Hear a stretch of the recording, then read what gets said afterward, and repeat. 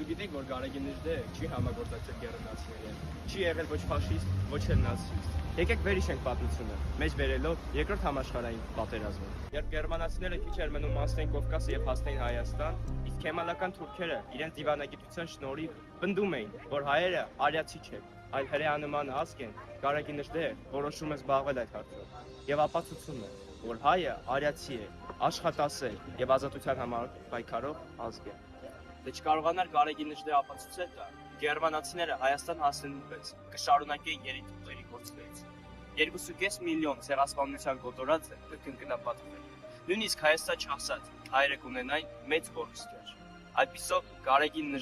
խափանեց թուրքերի երազանքը եւ ապահովեց հայ ազգի անվտանգությունը։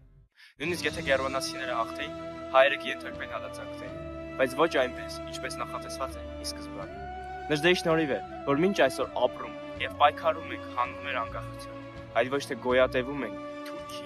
ռուսի, ադրբեջանցու դծի տակ։ Շնորհակալ ենք սպառողին։ Ավելին իմանալու համար հետևեք